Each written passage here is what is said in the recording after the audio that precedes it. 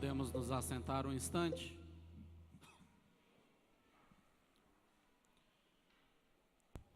Então a palavra vai dizer que os fariseus, esse evangelho, foram tentar Jesus, para pô-lo à prova, e vão perguntar a ele, qual é o maior mandamento da lei de Deus?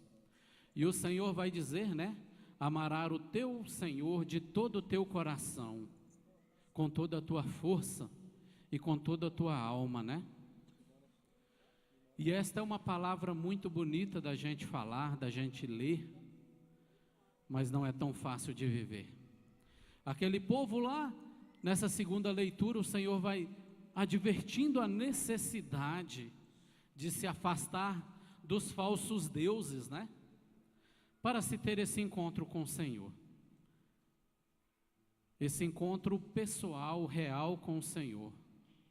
E nós vamos perceber que hoje está muito mais difícil de nós amarmos o Senhor Deus de todo o nosso coração, com toda a nossa força e com toda a nossa alma. Porque tantas são mais as oportunidades de um afastamento de Deus. É verdade que naquele tempo já existiam os falsos deuses, Existiam Baal, existia Faraó que, como imperador, se julgava Deus, e existiam tantos outros falsos deuses, que durante todo o Antigo Testamento, os profetas vão advertir o povo de Deus. Mas hoje, amados, nós percebemos que se multiplicou no meio da nossa sociedade, nesse mundo moderno, quantos outros deuses têm entrado na nossa vida, na nossa história, e têm nos querido tirar o Deus verdadeiro, o Deus de Abraão, o Deus de Isaac, o Deus de Jacó, o Deus dos profetas, o Deus dos mártires, o Deus dos nossos santos. E nós temos que estar atento, porque muitas vezes eles vêm entrando na nossa vida, de forma sorrateira, de forma sutil. Muitas vezes o nosso próprio trabalho começa a ocupar um lugar de Deus na nossa vida. Porque se nós trabalhamos dia e noite, e não temos o momento propício para Deus, se nós não colocamos Deus em primeiro lugar, se na sua agenda, nós estamos aí terminando o mês de outubro, e se na sua agenda do mês de novembro, você não colocar os dias e as horas que você vai estar na presença do Senhor, isso é colocar Deus em primeiro lugar. Isso é nós colocarmos tal dia e tal hora, eu estou na igreja, tal hora do meu dia, 1 minuto, 30 minutos, 1 hora do meu dia, eu vou estar rezando o meu terço, eu vou estar lendo a palavra, porque quando nós não colocamos Deus, o Todo-Poderoso em primeiro lugar, na nossa vida, nós não temos o último lugar para Ele. Porque se você começa o seu dia sem ter o seu momento, sem estar certo na sua cabeça qual é o horário que você vai reservar para estar na presença de Deus, seja na igreja, seja rezando o seu terço, seja lendo a palavra de Deus, você chega cansado do trabalho, do estudo, você não rezou, você não deu um momento oportuno para Deus, e o cansaço te leva ao sono, o cansaço não te leva a Deus. Então muitas vezes, até o nosso próprio estudo, a gente vê tantas pessoas estudando para concurso, e a pessoa se tranca num quarto e fica ali 24 horas estudando. E ali aquele concurso se torna um Deus da pessoa, porque todo o seu melhor tempo ela dá para aquele estudo. Às vezes nós vemos um carro, a pessoa rala para comprar um carro novo, mas ela começa a ter uma idolatria pelo carro, que o carro ninguém pode encostar. Ela tem um carro, tem tantas pessoas querendo ir para a igreja, talvez um vizinho seu, e tem bancos vazios, mas você não teve, você não amou o seu próximo como a ti mesmo, você não fez, a palavra de Deus vai dizer, o que queres que alguém te faça, faça você primeiro a pessoa. Então, às vezes tem um vizinho, uma pessoa que você precisa, sabe que ela precisa tanto de estar na presença de Deus, mas você não teve coragem de oferecer uma carona. Então, são tantas as coisas que nos têm tirado Deus do primeiro lugar da nossa vida. A televisão tem tirado um tempo precioso, né? A televisão, além de estar tirando um tempo precioso, um tempo que talvez você podia estar rezando, um tempo que talvez você podia estar conversando em família, né? Um tempo em que você podia estar até estudando, e você fica ali 4, 5 horas do seu dia, ou da sua noite diante da televisão, e muitas vezes enxergando e sendo influenciado a fazer os mesmos atos, né? E ali você vai endeusando uma televisão, você vai endeusando uma novela, e isso vai nos afastando de Deus. Isso vai nos afastando da presença do Senhor. Porque isso é quase a mesma coisa daqueles cultos idolátricos do Antigo Testamento. Porque nós vamos e vivenciamos e ficamos de olhos abertos, deixando aquilo entrar na nossa vida, deixando aquilo entrar na nossa casa. Assim como existiam aqueles sacrifícios do Antigo Testamento, né? Que haviam até sacrifícios de crianças, onde se sacrificavam crianças a favor dos falsos deuses. Muitas vezes nós temos sacrificado a nossa família, muitas vezes nós temos sacrificado as gerações futuras, porque não tomamos atitude de colocar Deus em primeiro lugar na nossa casa. Não tomamos atitude de colocar Deus em primeiro lugar da nossa vida. E nós temos nos tornado cúmplice da idolatria pelas coisas do mundo, né? Da idolatria pelo ter acima de qualquer coisa. A televisão vai nos colocando muitas vezes aos nossos olhos aquelas tentações que Jesus teve no deserto para se afastar de Deus, para não considerar Deus, para não amar Deus, né? Então, ter o prazer tem entrado na nossa vida, tem entrado na nossa casa e tem influenciado. Muitas vezes as crianças que ainda não têm personalidade, porque a personalidade vai se formando aí ao longo dos 7 anos, e você está lá assistindo um programa de televisão que está influenciando a personalidade do seu filho, que está tirando do seu filho a oportunidade dele ser um verdadeiro cristão. Quantas vezes a igreja tem sido crucificada porque a igreja tem que pregar que Deus tem que estar em primeiro lugar na sua vida. Se essa pessoa que está ao seu lado tem estado em primeiro lugar na sua vida, está errado. Pode ser o seu esposo, a sua esposa. Deus tem que estar em primeiro lugar das nossas vidas. Todas as vezes que nós colocamos em pessoas, né, o primeiro lugar. Quantas pessoas já mataram outras porque colocaram pessoas em primeiro lugar da sua vida? Ah, se não for minha, não é de ninguém. Então nós temos que ter uma consciência. Não se coloca Deus em primeiro lugar da nossa vida, dando ouvidos para o mundo, deixando o mundo entrar na nossa mente e nos influenciar, né? E nós precisamos da mesma forma amar o próximo. Assim, né? O segundo mandamento vai dizer que nós precisamos amar o próximo como a nós mesmos. E nós vamos ver que Deus, Ele vai nos dando todas as nossas oportunidades. Uma vez eu fazia um estudo, acho que era até sobre o purgatório, e no final o escritor dizia que todos esses problemas que a gente vê na sociedade, que toda a miséria, né, que a gente vê tantas pessoas precisando, às vezes precisando não apenas do material, mas precisando de uma palavra, precisando de um ombro, precisando de um ouvido para escutar. E muitas vezes a nossa falta de tempo. Porque esse mundo ele vai tirando todo o tempo que nós temos. E é por isso que muitos não têm mais tempo para Deus. Porque o mundo vai nos sugando.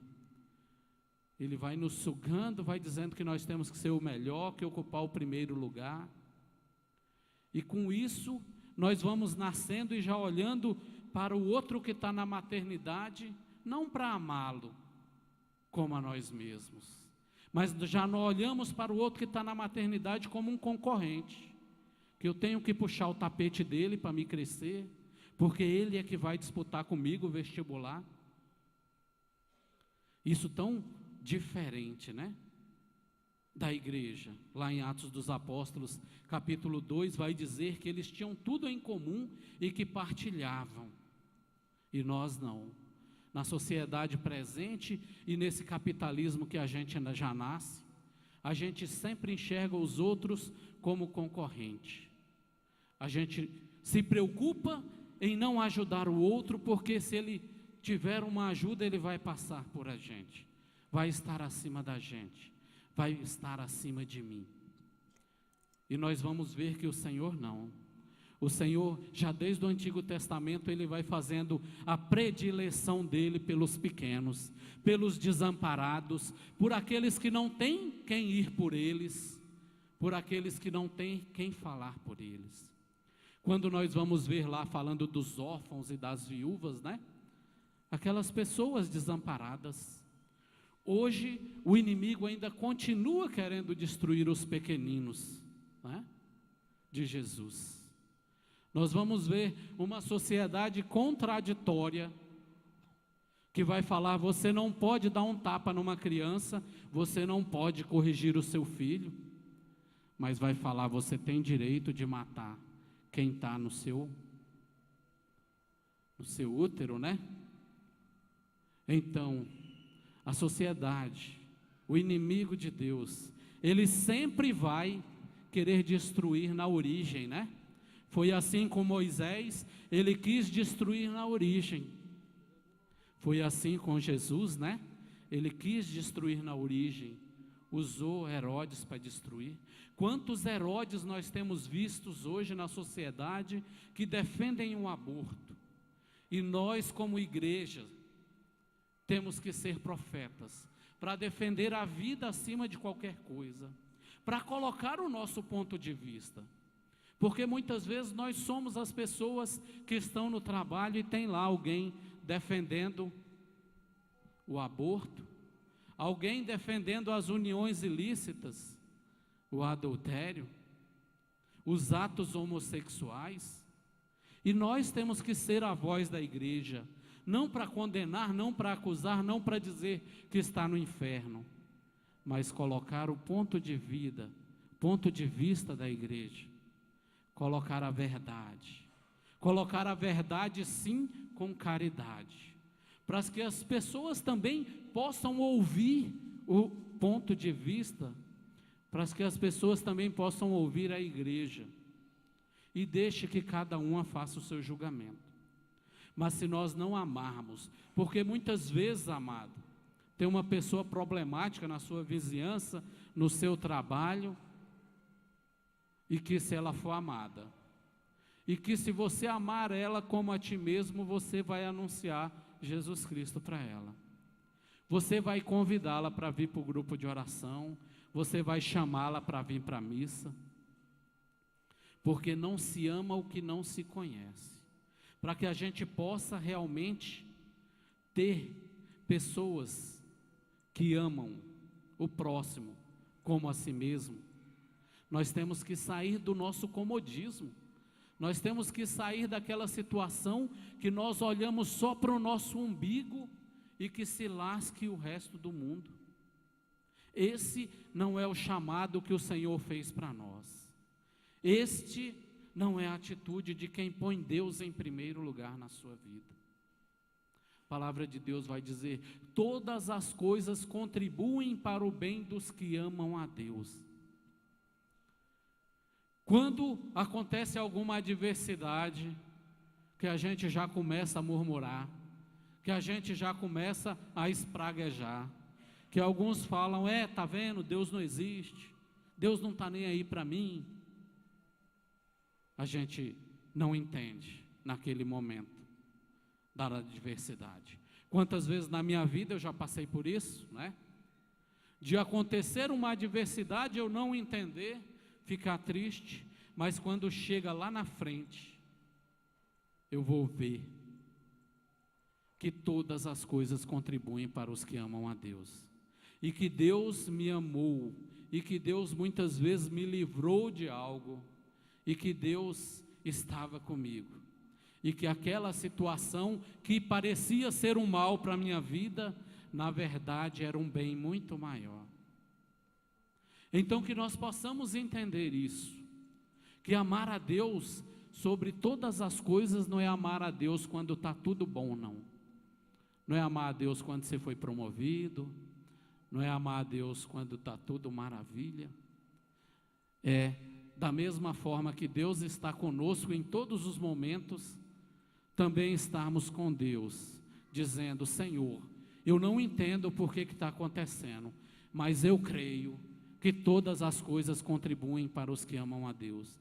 Então eu creio, Senhor, que dessa situação, que dessa dificuldade, vai acontecer algo muito melhor para mim. E que nós possamos ter isso no nosso coração. Porque Jesus veio e ainda resumiu, né, os 10 mandamentos. A gente achava que era muito, e o Senhor vem e resume. Mas isso é a essência do cristianismo. Isso é a essência do que nós precisamos viver diariamente. Porque não tem como amar um próximo, meu irmão. Eu passando por alguém que está caído na rua, eu passando por algum idoso que está doente ali, passando mal, e eu fingir que não existe nada, e eu virar o rosto, né? Como fizeram aqueles homens lá, que estavam muito ocupados, e por isso não pararam para ajudar o samaritano, né? Talvez nem porque eram pessoas ruins, mas é porque estavam com tantas ocupações na cabeça, que um não parou, o outro também era um sacerdote, não parou, o levita não parou, mas aí vem o bom samaritano, que na verdade o samaritano é o que parou para ajudar, né? Então vem o bom samaritano, que nós não perdamos a oportunidade de amar o próximo, por causa de falta de tempo, né? Você perde um tempo aqui, mas você ganha um tempo com Deus. Toda ação boa, você ganha um tempo com Deus. Você tem um tempo maior com Deus e é contado a teu favor. Então que nós possamos ter gestos concretos. Não adianta sermos apenas meros ouvintes, meros espectadores da palavra de Deus.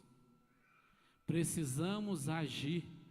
O mundo precisa de pessoas que hajam a favor do reino de Deus, porque o Senhor já bate a porta, o Senhor está voltando, e nós não podemos ser pegos desprevenidos, né? Sem amar a Deus acima de todas as coisas, e sem amar ao próximo como a nós mesmos. Amém? Creio em Deus Pai, Todo-Poderoso, Criador do céu e da terra, e em Jesus